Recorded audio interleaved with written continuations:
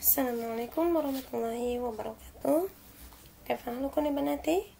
Alhamdulillah. Semoga semua dalam keadaan sehat walafiat, semua dalam keadaan semangat ya, semua dalam keadaan sudah bersyukur ya atas segala nikmat Allah. Oke, pada hari ini kita memasuki materi akhlak ya.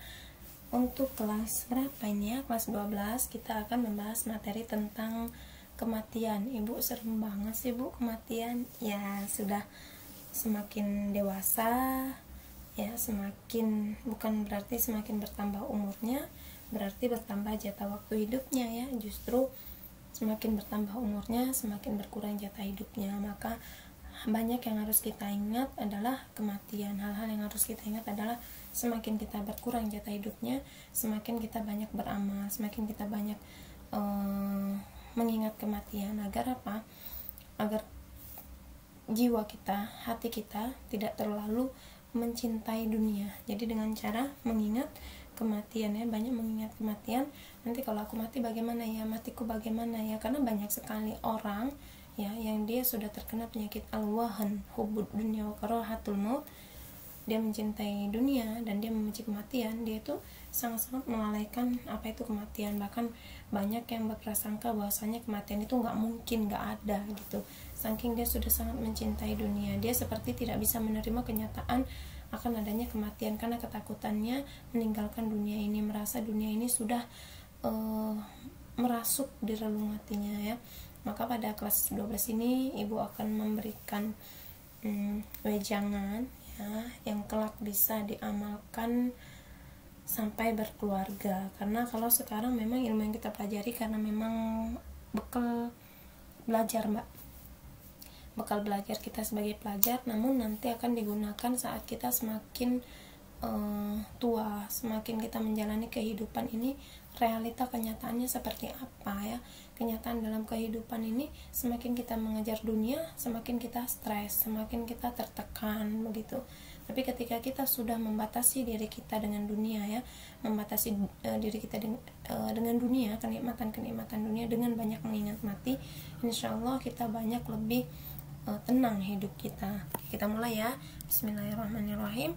Allahumma la sahla illa ma ja'altahu sahla wa anta taj'alul hazna idza syi'ta sahla. Ini tadi yang ibu buka ya, baru pembukaan mengingat kematian ya. Sebagaimana yang ibu sampaikan tadi, ketika kita di antara kita, bukan cuma orang udah tua aja, tapi di antara kita mungkin ada yang merasa aku masih muda, jadi tidak perlu terlalu kosong atau terlalu ngos-ngosan banget untuk beramal. Lagian aku masih muda kan, belum tentu aku mati besok gitu. Pun terkadang dia tidak memikirkan hal itu. Yang penting dia merasakan hari ini aku bersenang-senang, hari ini yang penting aku bahagia. Dia tidak akan memikirkan bekal di akhirat gitu mbak. Nah ini adalah orang-orang yang dia tidak punya pengetahuan tentang apa sih yang terjadi setelah kematian. Maka ibu sangat tidak berharap sekali ya anak-anak ibu, anak-anak yang ada di SMA ya Sabikun ini keluar dari sini seperti orang yang tidak mengenal syariat. Bukan keluar ya, lulus dari sini seperti orang yang tidak mengetahui hukum agama. Kenapa? Karena bukan cuma sebatas kita belajar, tapi di akhirat kelak kita akan saling mencari mbak ya, kita akan saling mencari. Di mana dulu dia muridku dia Sabikun, dulu dia temanku, kenapa sekarang aku tidak melihat ya Allah. Kita akan saling mencari. Jika penduduk surga bisa melihat penduduk neraka, maka kita berharap kita adalah penduduk surga. Seluruh di antara kita adalah penduduk surga, tidak ada yang menjadi penduduk neraka. Artinya apa? Kita menyiapkan bekal kematian kita. Apa sih bekal menuju kematian kita? Seperti itu ya, karena banyak sekali orang yang tenggelam dalam kehidupan dunia ya. Saking tenggelamnya dia tuh sampai demi mengejar dunia, dia tuh ibadahnya berkurang, bahkan itu dia nggak sholat. Kalau ibu pribadi mbak ya, setiap jalan keluar gitu kan, ngelihat orang yang berdagang sudah waktunya sholat tapi dia masih sibuk dengan urusan dunianya ya. Utamanya kita di Indonesia, kalau di Arab azan semua dagangan ditinggalkan gitu, nggak takut ada istilah pencuri karena memang benar-benar mereka meyakini Allah yang menjaga semuanya gitu. Tapi kalau di Indonesia ya, ibu seringkali ketika sedang ada urusan di luar, waktunya azan itu kan kita biasanya kalau pas ke Pasir Raya ya kita sholatnya di Pasir Raya gitu kan. Setelah sholat pulang kan, melihat para pedagang masih sibuk dengan perdagangannya, masih pada nongkrong, masih ada yang cetak main gundu apa sih ya, main apa ya mbak ya, kayak judi, main batu apa ya namanya, apa ya mbak ya, pokoknya di meja itu yang kayak segi empat itu dia tipis cetuk entahlah itu apa, pokoknya itu judi ya. Ibu bertanya kepada suami ibu, sholatnya gimana ya mas, sampai kayak gitu, dagangnya belum tentu rame, pulang belum tentu bawa rizki ya, sholat Allah a'lam gitu kan, duduk tengah-tengah sambil jadi ahlu hisab gitu mbak, perokok maksudnya. Sampai ibu bilang, ya Allah lapangkanlah rizkinya, mudahkanlah urusannya. Ya memang kita kalau ketemu sama saudara sama pedagang perbanyak doa mbak, karena kelak Allah akan, malaikat akan mengaminkan dan Allah akan melapangkan rezeki kita ketika kita banyak memberikan doa untuk siapapun itu. Kita ketemu di jalan nenek-nenek jualan, ya Allah lapangkanlah rezeki nenek itu, ya Allah mudahkanlah urusannya, semoga nenek itu sholat ya.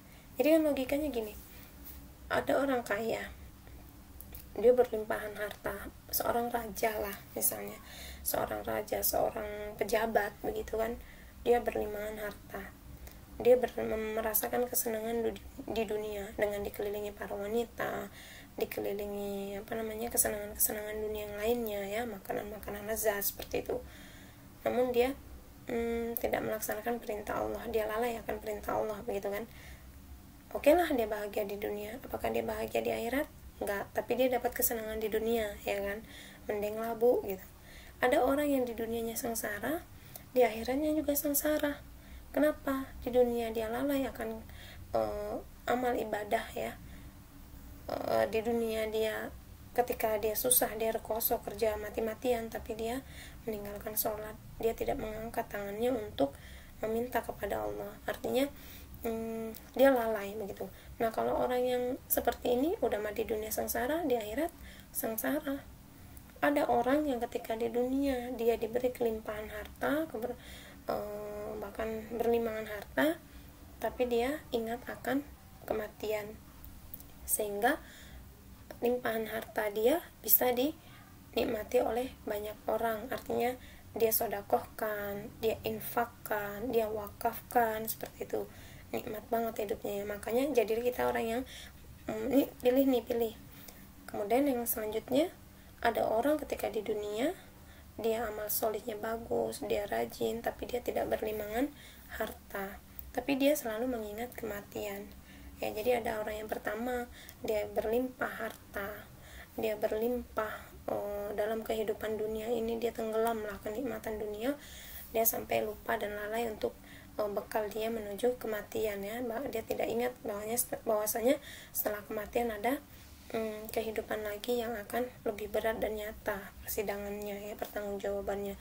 Ada orang kedua, dia tidak berlimpah harta, dia tidak berkelimpahan harta, hidupnya susah, ibadahnya juga dia tidak ingat kematian ya, dia lalai gitu kan.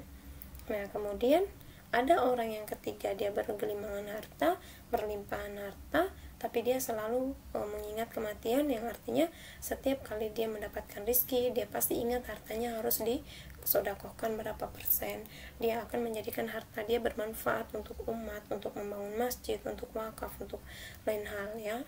Dunianya dapat, akhiratnya juga bahagia. Ada orang keempat yang dunianya dia terjepit, tidak bergelimpangan harta, tapi dia selalu mengingat kematian, dia selalu khusyuk, dia selalu tawadu, dia selalu meminta hanya kepada Allah gitu. Kira-kira mbak pengen jadi orang keberapa? Senyum sambil ngulang lagi nih. Enak jadi orang ke-1 bergelimpangan harta, apa orang kedua udah kejepit harta, dia lalai, apa jadi orang ketiga diberi limpahan harta, dia selalu mengingat kematian, dia tahu bahwasanya setiap kali dia ingat mati, dia akan melakukan amal solih dan mau dia. Kenapa? Kalau seseorang selalu ingat mati, dia nggak akan mau melakukan kelalaian. Setiap hembusan nafasnya akan dijadikan ibadah sama orang ini. Nah sama orang keempat juga gitu, setiap hembusan nafasnya dijadikan bentuk peribadahan kepada Allah, tapi dia tidak bergelimangan harta. Mau jadi yang keberapa, Mbak? Pasti pilih yang ketiga kan? Nah, kalau pilih yang ketiga, semua itu didobrak dengan bagaimana kita berjuang mendahulukan Allah, maka Allah akan gini, kita kejar akhirat ya, kita ingat kematian dengan mengejar akhirat. Setiap kali ingat kematian pasti kita beramal solih, dan kita menjadikan kematian sebagai nasihat ya, untuk memutus kelalaian kita terhadap dunia. Kalau mendengari lagu jahiliyah, langsung nih ingat, ya Allah kalau aku mati lagi dengerin gimana ya. Kalau misalnya mau chatting sama cowok atau lawan jenis, ya Allah kalau aku mati gimana ya, lagi chatting lagi ketawa ke TV gitu. Kalau mau upload foto, ya Allah ini kan sudah peraturan ya, perempuan itu kan harus menjaga muruah kehormatannya ya. Kalau aku upload foto habis itu aku mati, nanti gimana ya, mana nggak ada yang tahu password akun Facebookku lagi, IG ku lagi, begitu kan. Nah, orang ini yang selalu mengingat hal-hal kematian, tentang kematian, biasanya dia akan tertahan untuk melakukan kelalaian. Tapi kalau orang yang menyepelekan kematian, dia itu lebih santai aja, mau ngelakuin kemaksiatan dia santai aja. Bagi dia kematian itu sepele lah itu gitu, menyepelekan kematian gitu ya. Ada juga orang yang sedangkan orang yang bertobat ya, ketika kita bertobat, kita itu akan memperbanyak mengingat kematian. Ketika kita mengingat kematian, kita akan mengingat rasa takut dalam diri kita itu muncul. Setiap kita merasakan rasa takut kepada Allah, bagaimana nanti setelah kematian di alam kubur ya, di alam barzah, bagaimana nanti kondisi kita setelah kematian di alam persidangan mahsyar, seperti itu, kita akan selalu memperbanyak istighfar. Ini ya, kalau orang yang dia selalu mengingat kematian, dia selalu memperbaharui tobatnya, dia akan selalu beristighfar, dia akan memperbanyak istighfar, seperti itu ya. Bahkan Rasul SAW mengatakan, orang yang cerdas siapa? Orang yang cerdas itu adalah orang yang selalu mengingat kematian ya. Dia pergi membawa kayak tadi yang ketiga, Mbak, dia selalu ingat kematian, kemudian dia selalu menjadikan hembusan nafas dia taat kepada Allah. Udah mah dia di dunia enak, ya enggak, dapat harta karena dia taat sama Allah, dia rajin beribadah, dia semakin mengeluarkan hartanya di jalan Allah, semakin dapat limpahan rezeki. Kan memang begitu ya perputarannya, semakin kita berjuang di jalan Allah, semakin Allah berikan, semakin kita bersyukur, semakin Allah tambahkan. Enak tuh orang yang ketiga. Terus kondisi orang yang keempat gitu, orang yang keempat juga dia untung di akhirat, meskipun di dunia kondisinya pas-pasan, tapi dia tidak mengeluh karena dia bersyukur. Allah kulli hal, dia selalu bersyukur, seperti itu. Nah, ada orang-orang yang kita ya, semoga kita termasuk orang yang selalu memperbaharui taubat gitu ya. Maka kata Rasul, orang yang cerdas adalah orang yang selalu mengingat kematian. Jadi orang yang cerdas itu bukan yang selalu memenangkan olimpiade ya. Kalau dia memenangkan olimpiade selalu, tapi dia selalu memohon kepada Allah, kemudian dia selalu mengingat bahwasanya kemampuanku belajar ini untuk memberi manfaat ya, untuk memberi manfaat kepada generasi umat Islam. Aku harus pintar supaya nanti anak-anak umat Islam aku ajarkan menjadi orang-orang yang berkualitas. Nah, dia cerdas. Kenapa? Dunianya dapat, akhiratnya dapat. Tapi kalau misalnya dia itu cerdas cuma urusan dunia saja, dia nggak cerdas, tapi dia lalaikan kematian, dia nggak cerdas, dia bodoh. Karena kata Rasul, orang yang cerdas adalah mereka yang paling siap untuk menghadapi kematian. Menghadapi kematian, dia selalu siap gitu, bukan nantangin. Maksudnya, kapanpun kematian itu datang, dia sudah siap. Karena apa? Dia selalu bertobat kepada Allah, dia selalu memperbanyak istighfar kepada Allah ya. Dia selalu memperbaharui tobatnya ya. Dia selalu menganggap bahwasanya kematian itu adalah penghalang untuk kematian itu adalah hal yang bisa menghalanginya untuk menikmati dunia, untuk lalai kepada dunia. Setiap kali dia mau lalai, dia ingat akan kematian. Ya Allah, kalau aku mati gimana gitu kan. Betul, kematian itu adalah musibah paling besar. Orang kalau udah dibilang mati, ya Allah gitu, kayaknya ditimpa musibah paling menyedihkan gitu kan. Betul, kematian adalah musibah yang besar. Tapi yang lebih besar lagi, musibah yang lebih besar lagi yaitu melalaikan kematian ya. Musibah yang besar itu apa, Mbak? Kematian. Ada musibah yang jauh lebih besar lagi daripada kematian. Apa itu? Melalaikan. Artinya kita meremehkan kematian. Bentar ya, serak suaranya.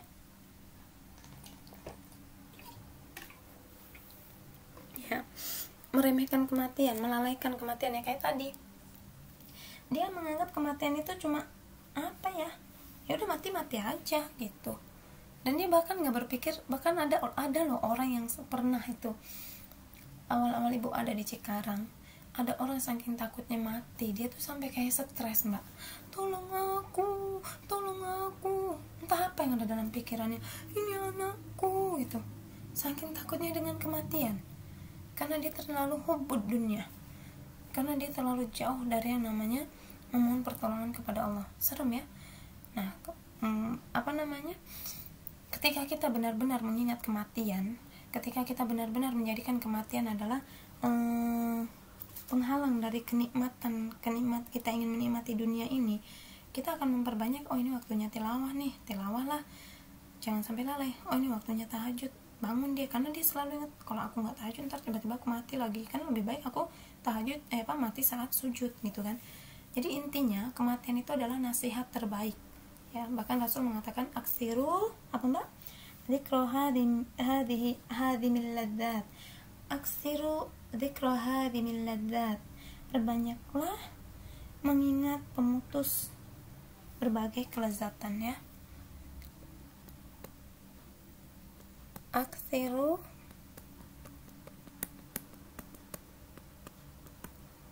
perbanyaklah dzikra hadhimil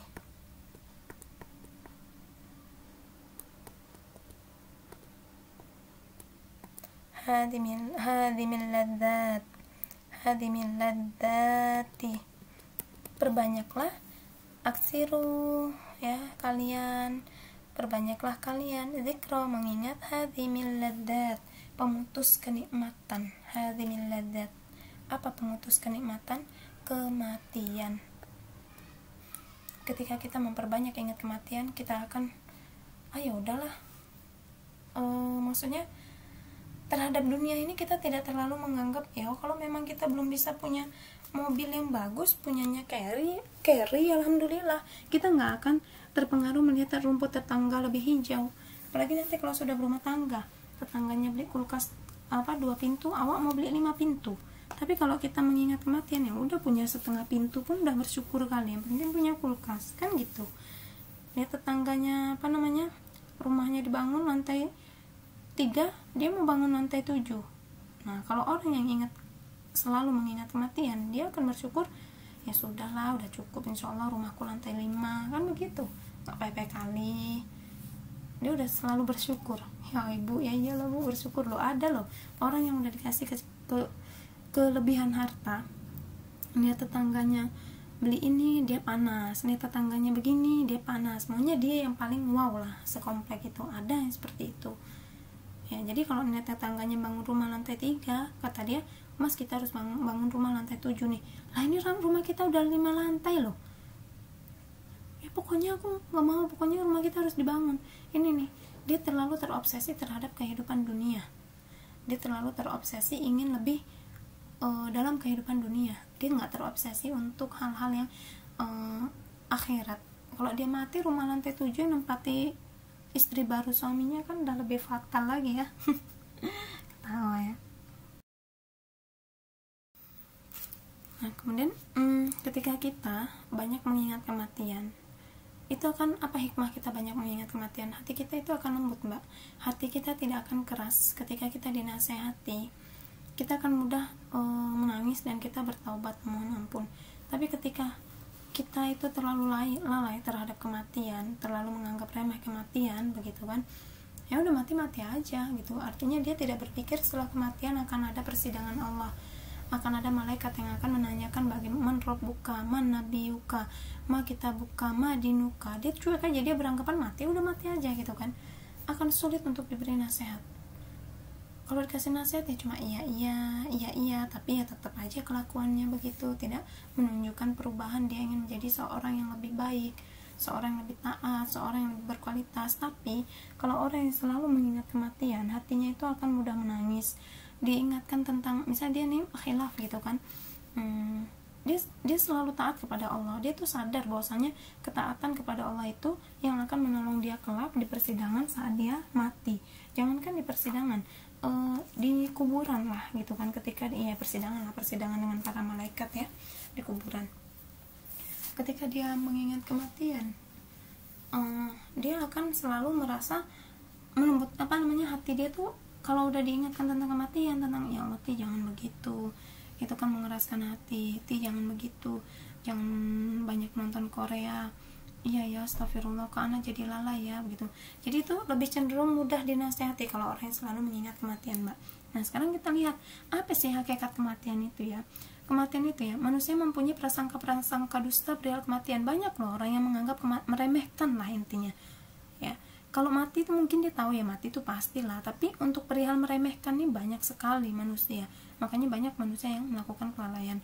Sebetulnya ini ibu agak sedih, Mbak, karena ibu habis buka YouTube ya, Facebook, kemudian melihat ada seorang wanita bercadar.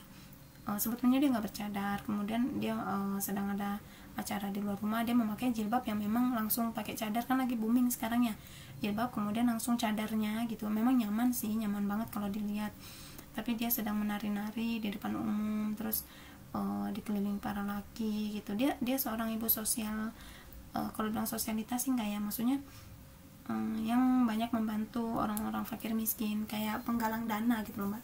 Cuma kok nggak ibu tegur? Pernah suatu kali ibu inbox, kan kalau ditegur harus via inbox ya, Mbak mohon maaf, saya selaku wanita muslimah kurang nyaman melihat Mbak memakai cadar tapi berjoget-joget dan diupload di sosmed. Makasih Mbak udah ngingetin aku, seneng kan gitu. Ibu juga tenang karena mengingatkannya dengan cara yang baik. Nah ternyata pada hari ini ibu melihat orang yang sama yang pernah ibu tegur mengulang lagi, bahkan sedang melakukan dangdutan dengan menggoyang-goyangkan badannya. Nah setelah itu ibu hanya dalam hati begini, ya Allah, jikalaulah syariat Islam benar-benar ditegakkan, pasti tidak ada pemandangan yang menyedihkan seperti ini. Bagaimana para anak-anak generasi umat Islam akan berkembang dan berjaya, akan paham agama, jika ibu-ibunya saja tidak paham akan pendidikan agama, bagaimana menjaga muruah sebagai seorang wanita. Sedih, Mbak, rasanya sedih banget. Kenapa? Ibu selaku wanita yang memakai hijab gitu kan. Dan ingat kalian anak-anak ibu yang memang luar biasa bisa menahan diri untuk tidak upload foto di sosmed, apalagi sampai berani berjoget-joget gitu kan. Ibu kenal bu sama orangnya?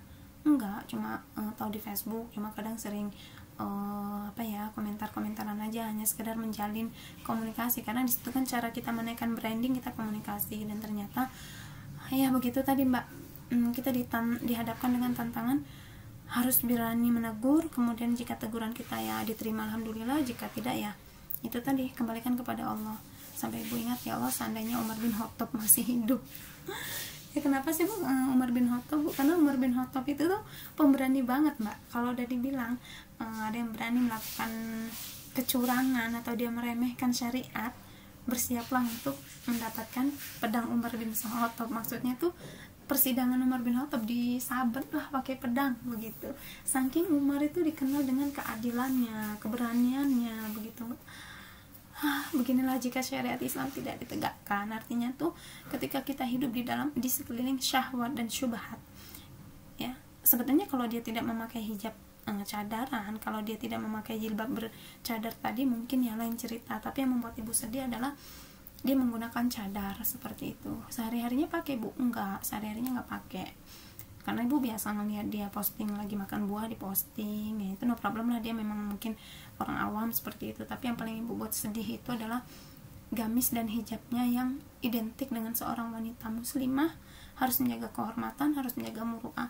Khawatir orang-orang berpikir juga kita wanita-wanita muslimah yang berusaha menjaga untuk tidak melakukan hal-hal itu dianggap sama. Karena kan orang menilai dari cara pandang pertama kali kan. Makanya benar-benar itu yang harus dijaga, Mbak. Kenapa wanita itu harus cerdas, bukan hanya sebatas kita memakai hijab, Mbak. Antuna harus paham apa guna, apa fungsi jilbab yang kalian gunakan, apa fungsi cadar yang kalian gunakan, dan bagaimana kalian itu bisa menjaga pakaian syar'i kalian yang sudah Rasul ajarkan. Sedih, Mbak, sedih banget rasanya melihat kondisi sekarang. Banyak wanita berjilbab, banyak wanita bercadar, tapi dia tidak memahami hakikat cadar yang untuk menutupi dirinya. Banyak wanita-wanita bahkan remaja-remaja yang bercadar tapi berlenggak-lenggok di depan para lelaki. Banyak wanita bercadar, wanita berjilbab besar, dia tidak paham, dia tidak memahami untuk apa hijabnya, dengan dia tetap memposting dirinya di balik ketabarujannya, tabaruj seperti itu. Yang disedihkan adalah apa fungsi hijab itu? Yang disedihkan adalah apa fungsi pakaian yang kita pakai? Jika setelah kita menutupi aurat-aurat kita, tapi ternyata akhlak kita jauh dari namanya akhlak wanita muslimah. Seperti itu, Mbak. Benar-benar sedih rasanya. Coba kalian lihat, bukan julid, Mbak, ya, hal-hal seperti ini bukan julid. Kalau ibu julid, mungkin udah ibu singgung di Facebook, ya, akan ibu singgung di status. Tapi lebih kepada rasa, ya Allah, apa fungsi wanita muslimah dengan pakaiannya, ya Allah? Bagaimana suami akan bertanggung jawab kelak jika suaminya tahu kadang kalau bikin status suaminya di tag begitu, Mbak, karena suaminya seorang pelayar, ya, orang perantauan seperti itu. Kok ibu kayaknya kenal karena kadang ibu sering nitip ke beliau, misalnya ada rezeki gitu kan, Mbak, karena tahu beliau adalah pengumpul donasi untuk bantuan orang fakir miskin gitu, ya, tahu, sering komunikasi, tapi bukan sohib, cuma sekedar kenal di dunia maya, menjalin hubungan lah begitu, ya. Tapi bener-bener rasanya sedih banget, dan ibu nggak berharap anak-anak kami lulusan asabikun hanya sebatas memakai jilbab itu untuk ya udah kewajiban aja, tapi tidak paham makna jilbab yang dipakai, sehingga dia di balik jilbabnya banyak loh sekarang wanita-wanita berjilbab yang katanya dia tahu agama, tapi dia mengikuti pose-pose bergaya ala jahiliyah dengan pernah sempat booming itu yang tangannya di kayak Power Rangers itu, ya, terus mereka membuat satu bentuk apa itu, ya, formasi seperti itu, ya Allah, kemudian diupload di Facebook gitu kan. Ada rasa di mana muruah seorang, kehormatan seorang wanita? Padahal Rasul dengan perjuangannya, Rasul dengan perjuangan yang luar biasa mengorbankan hidupnya, ingin mengangkat tinggi derajat wanita. Sedih sekali rasanya.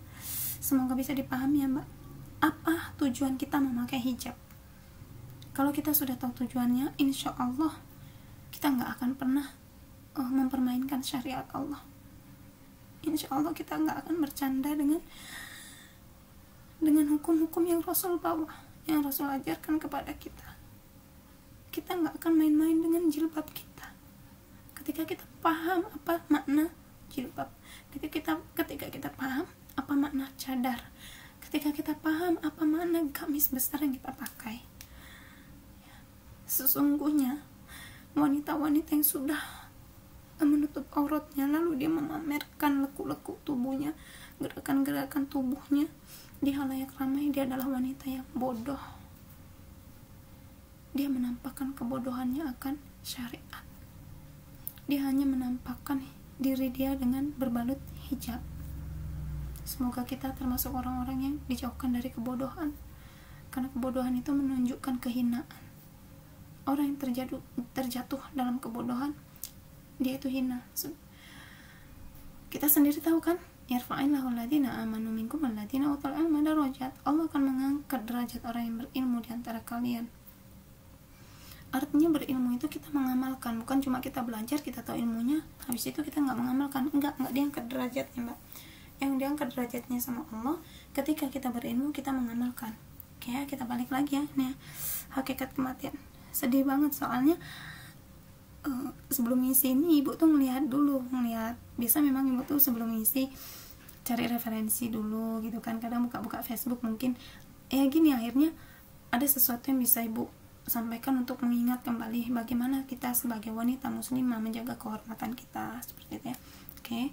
Ada juga yang memiliki prasangka orang yang mati tidak mendapatkan kenikmatan karena pahala dan tidak merasa sakit karena dosa. Ada, Mbak, yaitu orang yang mati dalam keadaan husnul khotimah. Ketika dia sudah mati, dia mendapatkan kenikmatan di kubur. Ketika dia mati, dia tidak merasakan sakitnya dicabut ruhnya dari jasadnya, ya. Dia tidak merasakan sakit karena dosa. ada juga yang memiliki prasangka orang yang mati tidak mendapatkan nikmatan karena pahala. Oh enggak, ini ada orang yang berpikir seperti ini, alah mati ya mati aja, habis mati ya nggak akan ada persidangan, nggak ada siksa, nggak ada kenikmatan kubur. Ada juga dia yang berpikir kita melakukan dosa kayak apapun, mati ya mati, nggak akan merasakan sakit. Padahal ketika kita mati itu mau matinya dalam keadaan tidak merasakan sakit ketika sakaratul maut, ya faktor amal kita. Kalau kita ingin merasakan nikmat atau setelah mati akan ada namanya nikmat atau siksa, itu faktor amal. Tapi ada ya jenis manusia yang berpikir, ngapain kita beramal, orang nanti juga mati tuh ya mati tinggal mati, artinya kita nggak akan kesakitan dengan dosa kita. Orang mati kan udah nggak bernyawa, sebelum nyawanya hilang itu loh. Itu pemikiran orang-orang pecinta dunia. Menurut kalian mati itu sakit nggak? Sakit nggak mbak mati? Mati itu sakit ya, bahkan dikatakan lebih sakit daripada 70 sayatan pedang. Jangankan sayatan pedang bu, kena iris pisau aja rasanya nyeri bu, nyeri gitu ya, apalagi 70 sayatan pedang. Nah, bagaimana supaya kita mati dalam keadaan husnul khotimah, merasakan kematian itu tidak sakit? Ya kita banyak beramal, memohon kepada Allah agar kita mati dalam keadaan husnul khotimah. Allahumma nas'aluka husnal khotimah, ya Allahumma inna nas'aluka husnal khotimah, ya Allah sungguhnya kami meminta kepadamu mati dalam keadaan husnul khotimah. Prasangka-prasangka ini yang di atas ini ya, ngapain kita beramal, orang habis mati juga nggak bakal dapat kenikmatan. Ngapain beramal, orang kalaupun mati nggak bakal ngerasa sakit sebab dosa kita. Orang yang punya prasangka ini ya orang yang punya prasangka tersebut salah dan jauh dari kebenaran. Benarlah dia tidak akan mendapatkan, dia tidak ada kepintaran sedikit pun dalam pikiran dia salah, dia nggak mendapat kebenaran ya. Bahwa peristiwa tersebut bisa diambil pelajaran, bahwasanya kematian ini sangat mengerikan, harusnya kita bisa mengambil pelajarannya ya. Ayat Al-Quran dan hadis menegaskan kematian adalah perubahan keadaan. Artinya ketika kita mati, disitulah diungkapkan mbak. Mungkin ketika dia hidup dia bisa menutup aib-aib dia, tapi saat mati disitulah keadaan mulai berubah ya. Artinya apa? Pertama, orang yang udah mati kedua matanya ditutup ya, kemudian telinganya, tangannya, kakinya, lidahnya, semuanya tidak mampu untuk bergerak ya. Begitu pula keluarga, anak, kerabat, semuanya ditinggalkan ya. Jadi kematian itu adalah perubahan mbak. Dari yang kita tadinya punya harta, karena mati kita tidak punya apa-apa. Yang tinggal apa? Yang tinggal apa? Amalnya. Ruh, bahkan ruh pun lepas dari jasad ya. Jadi kematian itu perubahan keadaan. Pertama, harta kita udah nggak mati, kita kan nggak bawa harta.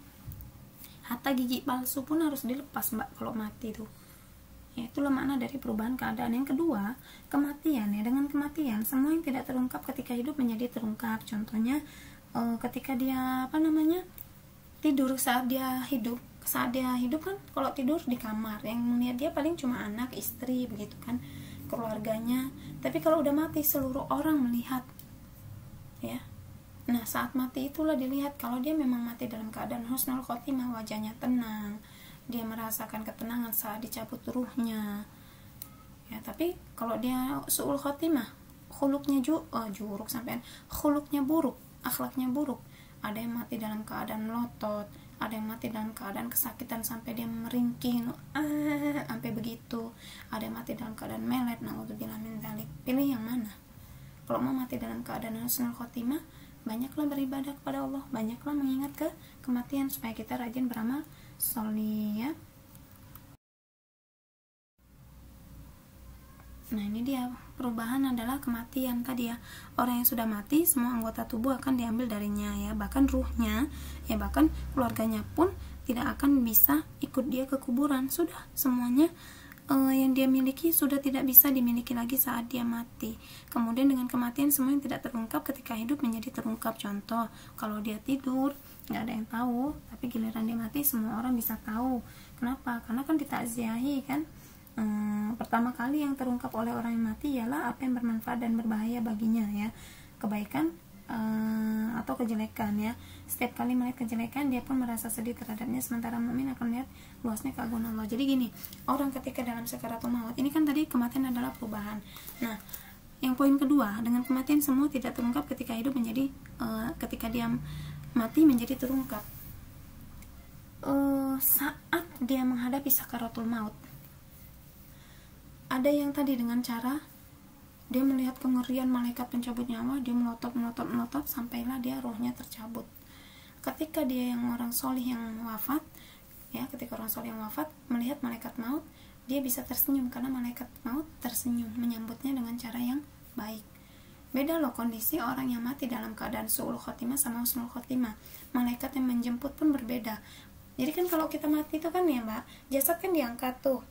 Nah kalau dia orangnya solih, kalau dia orangnya baik, akhlaknya baik, ya amalnya baik, malaikat yang menjemput itu menggunakan pakaian yang putih, pakaian yang wangi, rapi, kemudian dia akan menjemput, mengangkat ruhnya. Ketika malaikat Israil sudah mencabut ruhnya, kemudian para malaikat mengangkat ke langit, ya, dia akan tersenyum dong. Iya, namanya orang mau mati mbak, disambut dengan wewangian dari surga, balsamnya dari surga, kain kafannya dari surga, dan disebutlah dia anak fulanah binti fulan gitu ya. Kematian itu luar biasa sekali mbak. Ketika amalnya solid dia akan dimuliakan sampai, jadi gini, kemuliaan seseorang di dunia ya karena dia taat kepada Allah, dia akan mendapat kemuliaan sampai di akhirat, sampai dia mati pun dia mendapat kemuliaan di sisi malaikat. Nah ketika orang yang mati dalam keadaan buruk su'ul khotimah, dia akan menghadapi kematian yang sangat dahsyat. Dia mengalami ketakutan karena malaikat maut sangat kejam sekali dan wajahnya sangat murung, melotot, galak, bawa alat yang sangat mengerikan. Dan si mayit tadi yang ruhnya akan dicabut ketakutan sampai melotot ya. Makanya ada orang mati dalam keadaan su'ul khotimah itu sampai melotot, bahkan melet, saking dahsyatnya malaikat maut menampakkan wajahnya. Serem ya. Jadi ini ada sebuah kisah. Dulu ibu kalau liburan kan ke Magetan mbak ya. Magetan itu rumah mertua bang ibu. Nah yang punya rumah itu masih ada keturunan darah birunya lah gitu kan, rumahnya pun masih rumah kejawen banget gitu. Nah si kakek itu seorang dukun, sedangkan si nenek adalah seorang yang ahli ibadah gitu mbak. Suatu hari bukan yang nenek ini, ada nenek ini ya, nenek ini kan ahli ibadah. Ibu bilangnya nenek cantik karena memang waktu ibu ketemu itu beliau tuh cantik sekali neneknya ya, masih ada keturunan darah biru sih. Ibu setiap kali ketemu nenek, padahal nenek itu udah kempot tapi cantik mbak, bener-bener cantik gitu kan. Sampai dia selalu setiap kali liburan ibu nggak pulang ke Magetan, kadang kan ibu liburan pulang ke Solo tempat temen, kadang agak bosan juga mbak numpang di situ-situ aja gitu kan ya. Meskipun numpang, orang tua ibu tetap bertanggung jawab untuk maksudnya tuh, deh ini nanti kalau namanya numpang tempat orang jaga ahlaknya, terus ini kalau makan jangan cuma sekedar makan ya, adik tuh beli beras. Itu orang tua ibu mbak, sedih lagi deh, sedih mbak ibu tuh kalau ingat orang tua. Hatta ibu liburan kemanapun orang tua ibu kan sedih ya karena nggak bisa, belum bisa ya karena waktu itu memang nggak bisa biayain uang pulang ke Aceh. Daripada uang buat pulang ke Aceh ya mending buat bayar SPP 1 tahun kan lebih berkah gitu kan. Jadi kalau liburan tuh orang tua ibu ngasih pesen, deh kalau numpang di rumah orang harus jaga adab. Nanti kalau misalnya adik pulang kasih amplopnya misal sekian untuk yang punya rumah, namanya numpang itu harus baik akhlaknya. Iya, sedih banget. Nah suatu kali ibu tuh kalau liburan ke Magetan, nenek itu tuh cantik banget memang ya, dan orangnya memang baik, pandai menjaga kehormatan karena beliau termasuk wanita yang hidup pada zaman Belanda. Suaminya sudah pergi duluan karena udah ketangkep gitu kan, yaitu pada zaman Belanda mbak. Nah neneknya itu kan dia jadi janda, anaknya banyak, umurnya waktu itu masih 18 tahun cerita nenek ini ya, tapi sekarang udah meninggal karena waktu itu tahun 2004 2008 gitu 2004 2006 ibu kalau liburan itu beberapa kali pulang ke Magetan, tempat ipar ibu ya. Setiap kali ibu nggak pulang ke Magetan, nenek akan bertanya, mana putuku yang cantik, karena ibu selalu manggil nenek cantik gitu. Dan ibu tuh masih kecil banget ya, masih kelas 2 SMP gitu kan, mungkin nenek juga sayang sama ibu. Dia menceritakan begini, suaminya ketika menghadapi sakaratul maut ya, sebelum suami nenek itu meninggal, dia bilang begini, bu aku mau ke masjid, mau sholat Jumat gitu kan, lupa ngapain, orang udah sakit. Nah ini pada zaman Belanda, nenek ini hidup di zaman Belanda waktu itu. Jadi setiap hari itu Belanda itu datang gedor ngedorin rumah gitu mbak, apalagi para ustadz gitu kan. Nah akhirnya Pak ngapain ke masjid, orang udah sakit udah lemah gitu. Enggak, aku mau ke masjid, mau Jumatan. Itu aku udah dijemput di depan pintu, udah dijemput 2 orang pakai baju putih. Udahlah Pak, sholat di rumah aja, sholat zuhur. Ya wis lah, akhirnya sholat si kakek, habis sholat meninggal mbak. Luar biasa waktu ibu diceritain itu, dan sampai sekarang oh ya Allah, malaikat yang menyambut adalah malaikat yang menggunakan pakaian-pakaian yang putih ya, dalam keadaan kakek meninggal setelah sholat, dan tenang sekali meninggalnya seperti itu. Kalau kematian nenek cantik itu ibu nggak melihat, karena memang pas ibu lagi nggak liburan di Magetan. Jadi bahkan pun diceritakan ketika Nabi Ibrahim ingin melihat malaikat maut ya. Nah Nabi Ibrahim kan ingin melihat malaikat maut, disuruh memejamkan mata. Ketika malaikat maut datang dengan wujud yang sangat mengerikan dan membawa alat yang sangat tajam begitu, pakaian hitam, wajah yang sangat muram, kemudian matanya merah melotot, Nabi Ibrahim kaget sampai pingsan. Habis itu Nabi Ibrahim dibangunkan lagi oleh malaikat, suruh pejam lagi kalau melihat malaikat yang mendatangi orang mati dalam keadaan husnul khotimah. Diperlihatkan malaikat yang tenang, malaikat yang rapi, berpakaian putih, seperti itu. Jadi kematian kita itu nanti akan disambut oleh malaikat siapa, tergantung amalan kita seperti apa. Paham ya sampai di sini ya mbak ya. Jadi tinggal kita pilih, kita mau kematian kita seperti apa, karena kematian itu adalah perubahan keadaan. Kita ingin merubah keadaan kita menjadi lebih baik, atau keadaan kita menjadi lebih buruk. Udah di dunia buruk, ditambah di akhirat lebih buruk. Na'udzubillah. Ibu sangat-sangat tidak berharap hal-hal demikian ya. Semoga kita mati dalam keadaan husnul khatimah. Oke.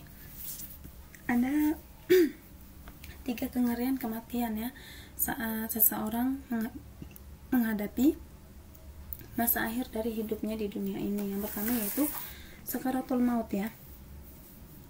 Sakarat itu menjelang kematian ya. Seperti yang dikatakan, ibu katakan tadi, saat terjadinya sakaratul maut, pencabutan ruh dari tubuh manusia itu lebih sakit daripada disabet dengan pedang, digergaji dengan gergaji, bahkan dipotong-potong atau digunting-gunting, dicacah-cacah. Sakaratul maut itu lebih sakit daripada disayat dengan pedang, digergaji ya, badannya dicacah-cacah. Itu nggak ada apa-apa, lebih sakit pokoknya sakaratul maut, seperti itu mbak. Pernah merasakan melahirkan? Belum lah ya. Ibu pernah merasakan melahirkan, sakitnya luar biasa ya. Bahkan kalau misalnya saat itu nggak ingat untuk zikir, mikirnya ya Allah ya laitani ya laitani, ya Allah mati sajalah gitu kan. Tapi ingat lagi satu hal yang paling ibu ingat saat ibu merasa sakit, ibu kata sama ibu, zikir yang istighfar gitu kan. Memang benar-benar sakit luar biasa mbak ya. Yang ibu ingat adalah umi ibu ya. Jadi sejak malam ibu mau lahiran anak ibu itu jam 12 malam sampai jam 8 pagi, lebih 5 anak ibu baru lahir. Selama mengabarkan malam itu, umi doain ya Dila mau lahiran gitu kan. Umi ibu tuh nggak nelpon, umi ibu tuh nggak ngebalas pesan, ternyata dia sedang mendoakan dalam tangisnya gitu mbak. Jadi saat ibu melahirkan Ukasha itu luar biasa. Di situ ibu merasakan nggak mau melawan orang tua, nyesel dulu pernah nggak nurut waktu muda, meskipun pernah ngebantah sekali 2 kali, nyesel gitu. Terus waktu ibu merasakan sakit ya, karena kan ada waktu-waktunya sakit itu kan, mendekati kelahiran itulah, bayi udah mulai lahir, udah mau lahir gitu kan. Setiap kali sakit itu yang luar biasa dahsyat sakitnya. Ibu bilang, ya Allah umi sakit gitu. Ibu panggil umi ibu. Konyol memang. Tapi setiap kali ibu ingat umi ibu, hilang rasa sakit itu. Luar biasa kekuatan apa ya, dahsyatnya birrul walidain, luar biasa sekali gitu mbak. Ibu merasakan orang tua ibu belum pernah sakit hati sama ibu. Terus orang tua ibu juga sama ibu tuh ibu ngerasa memang benar-benar orang tua ibu tuh sayang banget sama ibu gitu mbak ya. Belum pernah dapet kata-kata beliau nggak ridho sama ibu. Jadi makanya ketika lahiran itu, ya Allah umi sakit gitu. Umi ibu di Aceh. Sedih kalau ingat itu. Sakitnya melahirkan nggak ada apa-apanya dengan sakaratul maut. Tapi mbak, melahirkan aja sakit banget. Coba tanya sama uminya, Mi melahirkan sakit ya? Atau ngelahirin kakak sakit nggak Mi? Sakit mbak. sakit lah kak, ngorbanin nyawa. Makanya kakak yang sayang sama Umi, yang berbakti sungguh-sungguh, pasti itu nasihatnya mbak. Karena rasa sakit itu hilang ketika melihat anaknya berbakti, dan rasa sakit itu lebih sakit lagi ketika anaknya membantah, ketika anaknya bahkan dinasihati berani membentak atau ya, nah itu sakit banget rasanya mbak. Karena ada tipe orang tua kalau anaknya ngebantah begitu cuma elus dada, ada tipe orang tua yang kalau begitu kenapa kamu begitu, nggak terima, atau dia model begitu. Ibu itu kalau misalnya ibu nasihati Ukasha, dia agak bertingkah, ibu panggil duduk di sini, kenapa sikapnya seperti itu.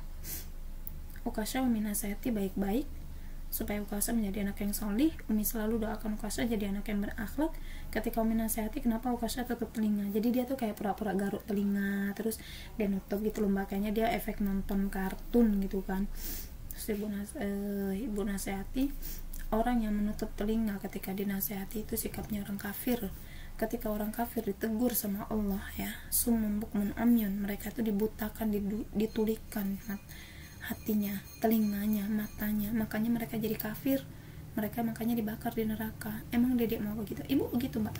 Kan memang ada tipe orang tua yang anaknya ngebantah cuma halus dada, sabar. Kalau ibu nggak, ibu bukan tipe orang tua yang ketika anak ibu ngebantah, ibu cuma halus dada, nggak, ibu panggil, ibu tanya, jawab, kenapa sikapnya begitu? Enggak, tadi dia cuma garuk telinga. Enggak, itu cuma alasan. Berani berkata jujur. Umi hormati Ukasha, Umi hargai kejujuran Ukasha anak hebat karena berani jujur. Iya, tadi dia tutup telinga gitu, dia jujur. Kenapa begitu?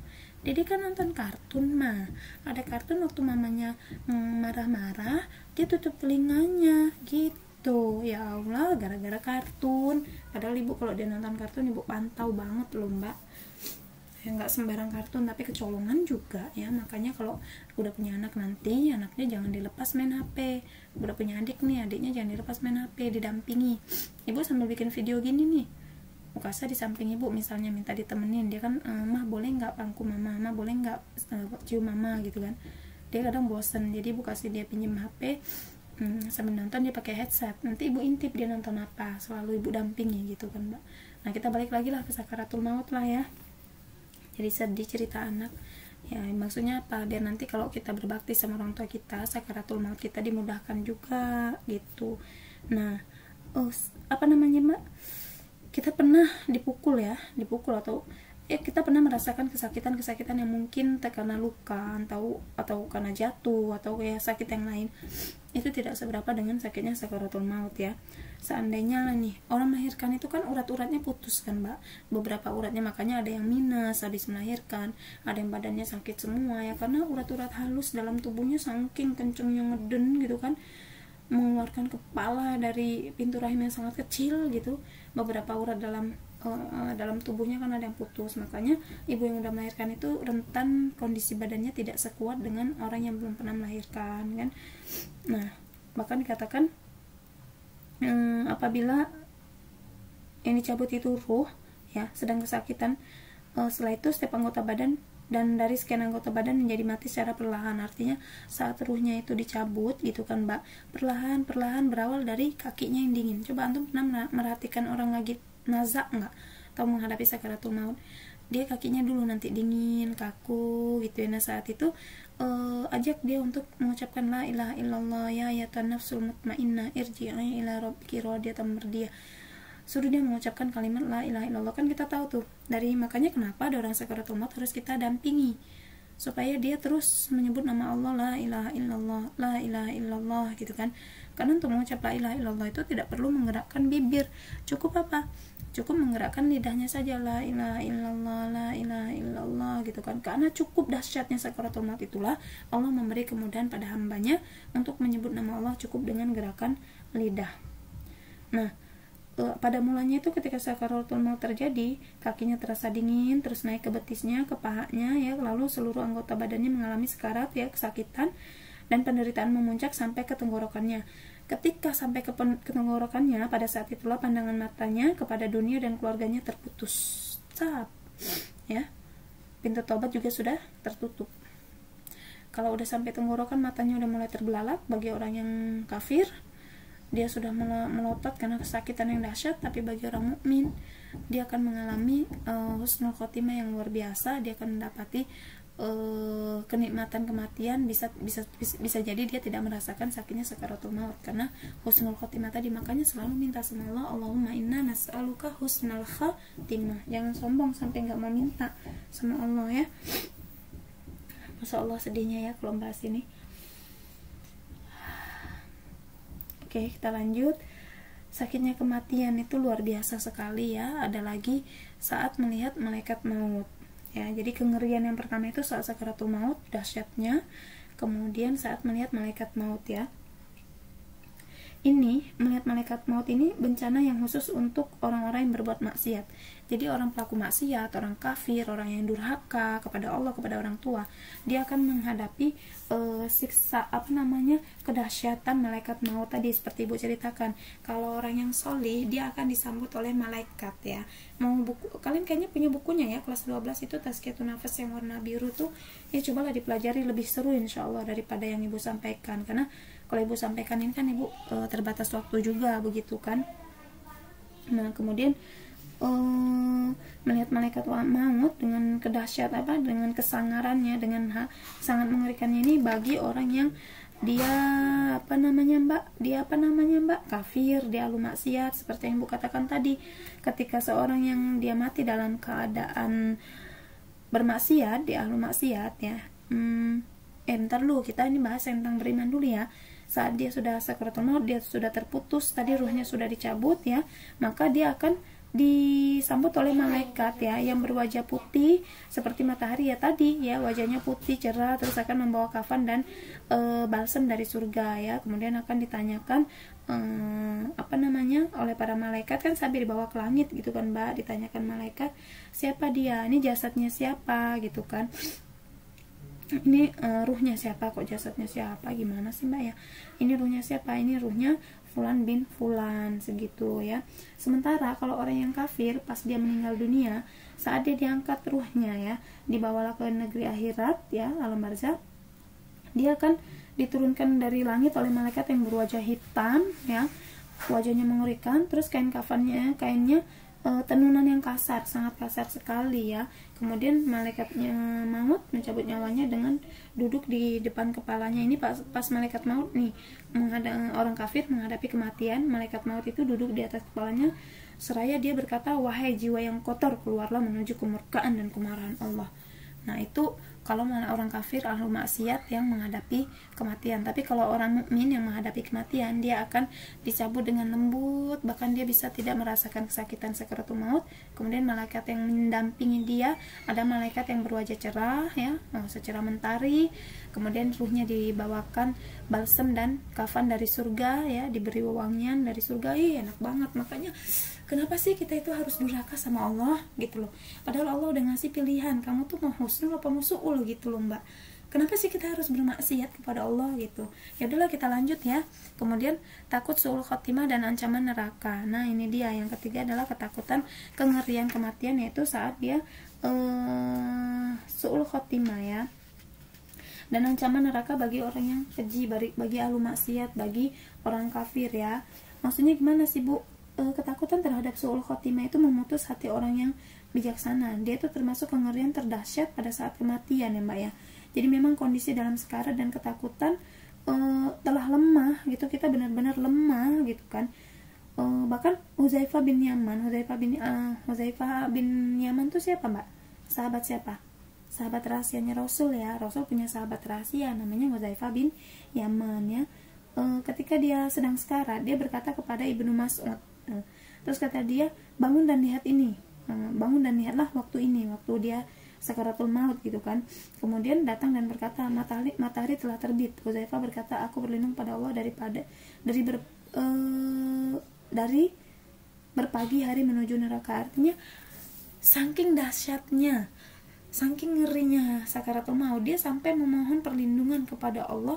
Ya tadi itu Hudzaifah bin Yaman loh, sahabatnya Rasul loh, memohon perlindungan kepada Allah dari kengeriannya kematian ya, ngerinya su'ul khotimah gitu. Lah kita apa, ketemu Rasul juga enggak gitu ya, kemudian dikasih risalah juga kita pilih-pilih gitu Mbak ya. Oke, ini dahsyatnya kengerian kematian. Ada sakaratul maut ketika malaikat mau mencabut nyawanya perlahan-perlahan dari kaki, kemudian ke betis, kemudian ke paha, kemudian ke anggota tubuh yang lain menjadi dingin, sampailah matanya terbelalak ya kalau orang kafir itu. Kemudian terputuslah semua kenikmatan dunia, sampailah melihat pada tahap melihat wajah malaikat maut. Dan ini dikhususkan bagi orang kafir, melihat wajah malaikat maut duduk di atas kepalanya sambil berkata, mencabut nyawanya ya, nyebutnya kasar Mbak, kayak kita nyebut rumput gitu ya, lebih kasar lagi mungkin, sambil berkata, keluarlah wahai engkau jiwa yang kotor, menghadaplah kepada kemurkaan Allah. Sedangkan kalau orang mukmin yang mati, ya ayyatuhan nafsul mutmainnah, wahai orang yang jiwanya tenang, kembalilah kepada Rabbmu ya, irji'i ila rabbiki radiyatan mardiyah, dalam keadaan ridho dan diridhoi, seperti itu. Kemudian kengerian yang selanjutnya saat su'ul khotimah dan ancaman neraka. Jadi ketika dia sudah menghadapi masa sakaratul maut, itu diperlihatkan kengerian-kengerian neraka, ancaman-ancaman itu diperlihatkan Mbak, luar biasa sekali ya. Terus mau bertobat, ya Allah aku bertobat, nggak bisa, ruhnya udah sampai ke kerongkongan ya, udah dicabut sampai kerongkongan, tutup usia.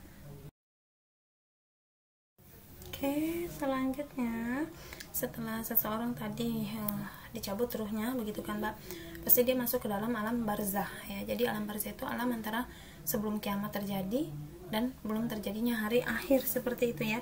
Jadi dia dunia, barzah, akhirat gitu, sehingga Allah membagi kenikmatan atau siksa itu dengan dua alam, yaitu kenikmatan alam barzah dan alam akhirat, atau kesiksa alam barzah atau alam akhirat ya. Perlu diketahui bahwa salafus saleh dan para imam berpendapat apabila mayit sudah meninggal, dia akan mendapatkan nikmat atau azab. Kapan itu? Setelah 7 langkah ya, sebagaimana sabda Nabi, setelah para pengantar mayit itu meninggalkan kuburan ya, kemudian dia akan didatangi oleh malaikat, dan dua malaikat ya, dan dua malaikat tadi akan mendudukkan jasadnya dan menanyakan tentang siapa, apa yang akan engkau ketahui tentang Muhammad gitu kan, apa yang engkau ketahui tentang Muhammad. Maka lelaki tadi dia akan menjawab, seorang mukmin dia akan menjawab bahwa aku bersaksi bahwa Muhammad adalah utusan Allah. Maka itu akan sangat mudah dijawab jika dia orang yang mukmin saat dia mati, begitu Mbak. Nah, ketika dia sudah dia bisa menjawab, maka malaikat tadi akan berkata, lihatlah tempatmu ya, tempatmu adalah yang tadinya diperlihatkan kengerian neraka. Setelah dia bisa menjawab apa yang kau ketahui tentang Muhammad, maka si mayit menjawab, yang kau ketahui tentang Muhammad adalah dia adalah utusan Allah. Artinya dia beriman kepada Allah dan Rasul gitu kan Mbak. Nah, maka diperlihatkan lagi keindahan surga, dan dikatakan oleh Qatadah, dia mengatakan bahwasanya orang mukmin diberikan kelapangan di alam kuburnya seluas 70 dhira atau 70 hasta. Nah, kuburan itu kan sempit, cuma beberapa meter aja gitu kan Mbak. Nah, kemudian orang yang mukmin, orang yang mati dalam keadaan mukmin, beriman kepada Allah, yang benar-benar mengimani Allah dan Rasul gitu kan, dia mati dalam keadaan husnul khotimah, maka kuburannya diperluas menjadi 70 hasta ya, diperluas dengan 70 hasta atau 70 dhira, dan dipenuhi dengan hijau-hijauan hingga hari kiamat tiba. Makanya penduduk kubur yang dia itu sholih ya, semoga kita mati dalam keadaan husnul khotimah, itu akan mendapat kenikmatan kubur Mbak. Sebaliknya kalau orang yang mati dalam keadaan kafir, musyrik, dia dalam keadaan anu maasi, banyak bermaksiat, bermalas-malasan untuk beribadah begitu, dia akan sebaliknya diperlihatkan kengerian-kengerian neraka, bahkan dia akan merasakan azab neraka. Dan kenapa dikatakan penduduk kubur ya, penghuni kubur itu mendapat siksa atau neraka? Dia diperlihatkan kengerian neraka itu udah tersiksa banget Mbak ya. Kemudian orang yang mukmin diperlihatkan dengan kenikmatan surga, kemudian di kuburannya diberi kenikmatan dengan diperluas gitu, tidak didatangkan ular syuja'ah, tidak didatangkan azab-azab kubur yang lainnya, karena banyak sekali ya tentang siksa-siksa kubur itu luar biasa, ada macam-macamnya begitu kan. Ada yang dia disiksa karena tidak bersuci begitu ya, adalah banyak lah macamnya itu. Disiksa karena tidak bersuci ada macamnya, kemudian disiksa karena dia maasi seperti apa begitu kan. Nah, bahkan Abu Hurairah radhiyallahu anhu berkata, dia pernah mendengar Nabi SAW bersabda, ketika salah seorang sudah di antara kalian selesai mengucapkan tasyahud akhir, yaitu saat kita sholat kan, asyhadu alla ilaha illallah wa asyhadu anna muhammadan abduhu wa rasuluhu, Allahumma sholli ala Muhammad sampai akhir tuh kan, innaka hamidum majid. Allah, jangan langsung salam ya mbak, doa dulu, selalu berdoa ya. Kalau nggak mau doa berarti sombong banget. Emang ada yang udah siap untuk terbebas dari fitnah kehidupan, fitnah kematian, fitnah kubur ya, fitnah dajjal. Nah kemudian kita diperintahkan untuk berdoa, Allahumma inni a'udzubika min adzabi jahannam wa min adzabil qabri ya. Karena tadi Allah memberi 2 siksaan di 2 alam, yaitu siksa neraka dan siksa akhirat gitu kan. Allahumma inni a'udzubika min adzabi jahannam wa min adzabil qabri wa min fitnatil masih mahya wal mamat, fitnah kehidupan dan kematian begitu kan. Kehidupan kita ya gonjang-ganjing karena tidak baik amalnya, kematian ya tadi siksa sakaratul maut, kemudian kengerian kematian apa tadi mbak, sakaratul maut, melihat malaikat maut, dan su'ul khotimah dan ancaman neraka tadi ya mbak ya. Nah maka kita diperintahkan berdoa supaya kita tidak menghadapi hal-hal yang mengerikan saat kita berada di alam kubur ya. Jadi jangan malas berdoa, jangan pelit untuk meminta, bukan pelit, jangan sombong merasa dirinya sudah terbebas dari yang namanya ancaman-ancaman Allah, sementara dia adalah pelaku maksiat. Untuk sholat malas-malasan, tilawah malas, murojaah malas, sama orang tua sering cemberut ya. Oke.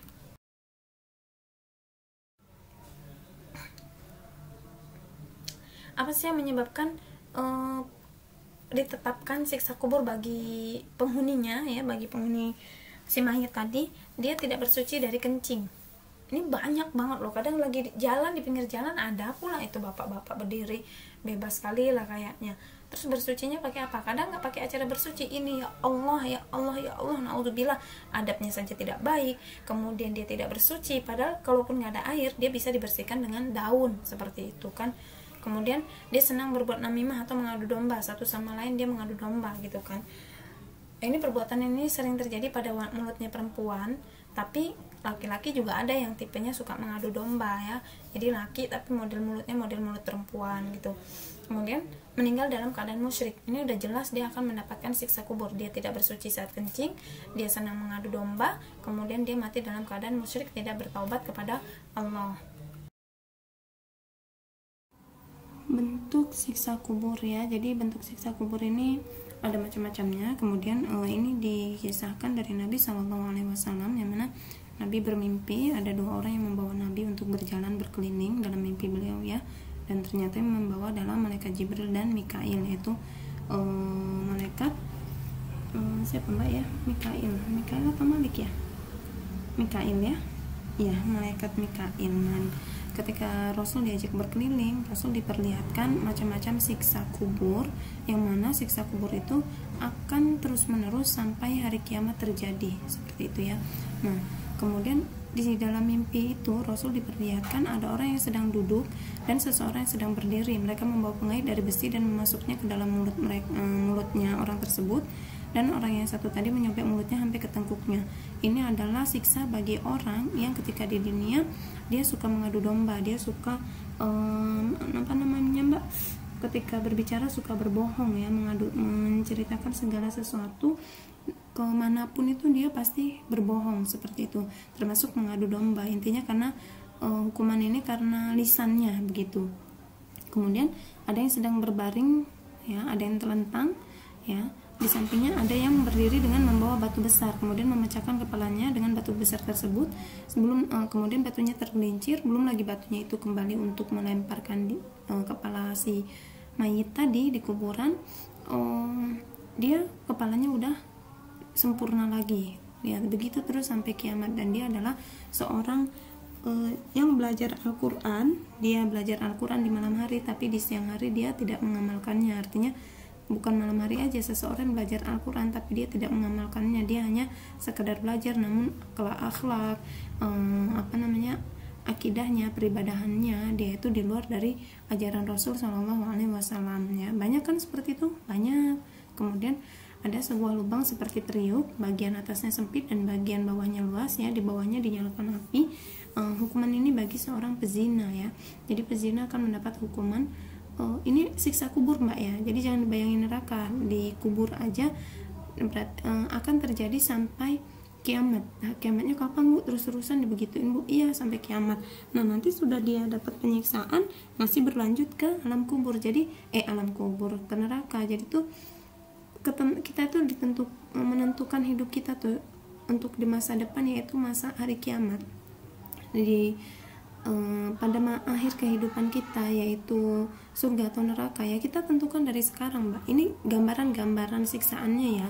Jadi setelah tahu gambaran siksaan ini, semoga menambah keimanan kita dan kita tidak lagi mudah menyepelekan untuk bermaksiat. Kemudian ada orang yang memecahkan kepala. Ini zina di sini bukan cuma zina orang yang pelacur begitu, bahkan dikatakan wanita dan laki-laki yang ya kalau sekarang pacaran lah, gampangnya tuh pacaran ya, banyak sekali, dan itu dia mendapat hukuman yang sebuah lubang seperti periuk bagian atasnya, jadi kayak kuali gitu mbak ya, bawahnya itu api. Kemudian ada orang yang memecahkan kepala mereka memecahkan sendiri dengan batu, tiap kali pecah dia akan kembali semula, terus batu nanti diambil dipecahkan sendiri sama dia, begitu kan. Nah, ini adalah mereka orang yang malas mengerjakan sholat. Artinya kalau waktunya sholat dia malas-malasan, dia lebih senang nge-game, dia lebih senang nonton drakor, dia lebih senang bermain dengan gadgetnya, dia lebih senang dengan hal-hal yang melalaikan lah, seperti itu. Nah, kemudian ada kaum yang di depan mereka terdapat tambalan dan di belakang mereka juga terdapat tambalan. Mereka seperti hewan ternak ya, terhadap kuburan, pepohonan neraka, tepi neraka jahanam dan bebatuannya. Jadi itu di sekeliling mereka itu gambaran yang sangat menakutkan mbak, gambaran azab lah selama dalam kubur. Nah, ini adalah azab bagi orang yang tidak mau membayar zakat.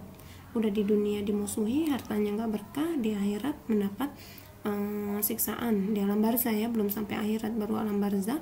Kemudian nanti di akhirat dia pun akan mendapat siksaan yang jauh lebih berat begitu. Kemudian ada satu kaum yang di hadapan mereka terdapat daging matang di periuk dan daging lainnya busuk. Mereka mulai makan yang busuk dan meninggalkan yang matang dengan baik. Apa coba ini? Ini adalah seorang lelaki atau perempuan atau laki-laki, sama aja sekarang tuh banyak terjadi kan.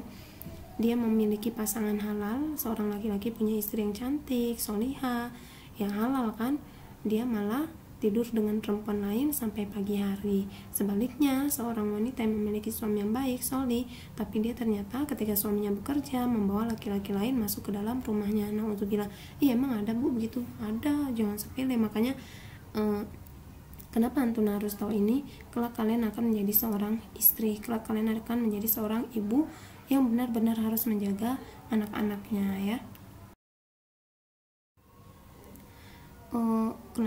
Apa sih sebab penghuni kubur disiksa bu ya? Jadi secara global penghuni kubur itu disiksa karena kebodohan tentang Allah. Jadi mereka itu banyak mengabaikan perintah Allah gitu ya. Udah dikasih tahu, apalagi zaman sekarang gadget itu kan nggak cuma buat main, gadget itu bukan cuma untuk transaksi, komunikasi antara yang jauh seberang pulau dengan yang seberang negara gitu kan, negara satu dengan negara yang lain.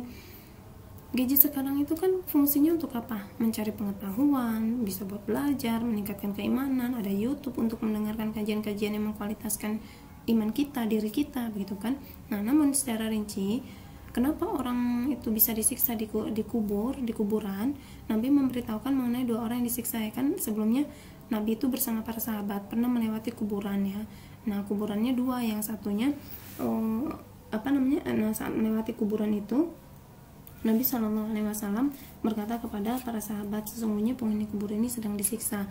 Kenapa? Karena mereka kalau kencing nggak bersuci, kalau berbicara suka mengadu domba. Ini bahaya sekali dan banyak sekali mbak. Ibu pernah, bahkan sampai sekarang tuh ada satu orang yang entah kenapa ya, dari awal kenal ibu sampai detik ini tuh sering mengada-ngada gitu ya. Bahkan terkadang sampai onderdil ibu pun tahu dan dia menceritakan kemanapun itu gitu kan. Sampai ibu tuh bertanya kepada suami ibu, saking ibu merasa kok diusik banget hidupku gitu kan. Ibu bertanya sama suami ibu, seandainya aku nggak ridho, dia nanti disiksa nggak di kuburan, bakal disidang nggak sama Allah? Iyalah, tapi dia kan muslim ya mas, berarti kalau adik begitu adik jahat ya. Iya, manusiawinya mbak ya, ketika kita disakiti, diadu domba, difitnah gitu kan, pinginnya tuh nggak ridho gitu loh. Tapi ingat lagi, ya Allah, aku juga mungkin pernah melakukan kesalahan kepada orang lain, mungkin kesalahan-kesalahanku saat ini aku dituduh ini, dituduh itu gitu kan, ada orang yang nggak suka sama aku, bisa jadi karena itu dosa-dosaku, dan dengan kejadian ini Allah akan menghapuskan dosa-dosaku. Ya akhirnya berusaha melapangkan dada kalau ada orang yang jahat sama ibu gitu ya. Ya, hadis Samurah bin Jundub menyebutkan sebab siksa kubur karena orang menyebarkan dusta. Dari Sabang sampai Merauke dia suka menyebarkan dusta. Kemudian orang baca Quran tapi dia tidak mengamalkannya. Ya, siksa bagi para pezina, bagi para pemakan riba. Ini tuh dosa-dosa besar semua. Insya Allah kita nggak begitulah Bu. Semoga kita selalu berdoa. Kita nih penghafal Quran loh, kita belajar Al-Quran loh. Tapi ketika kita belajar Al-Quran, apakah bacaan Al-Quran kita, hafalan Al-Quran kita sudah benar-benar menjadikan kita orang yang jujur kepada Allah? Sudah menjadikan kita orang-orang yang benar-benar taat kepada Allah? Nah ini tanyakan, kita mempunyai lisan, apakah lisan kita sudah benar-benar kita jaga? Ya, oke lah kalau zina, riba, alhamdulillah benar-benar semoga Allah jauhkan kita, begitu ya Mbak. Selalu minta pertolongan Allah agar dijauhkan. Tapi kalau yang ini nomor 1 sama nomor 2, lisan, kemudian Al-Quran, kita sangat-sangat dikelilingi dengan keadaan ini, dan ini benar-benar harus kembali kepada Allah, kita mohon pertolongan Allah, begitu. Oke, alhamdulillah. Jika ada yang belum dipahami silahkan ditanyakan. Mohon maaf durasinya sangat panjang sekali, ini juga banyak yang ibu skip. Jika ada yang kurang memuaskan, kurang bisa dipahami, silahkan ditanyakan, bisa kita diskusikan lebih seperti itu ya.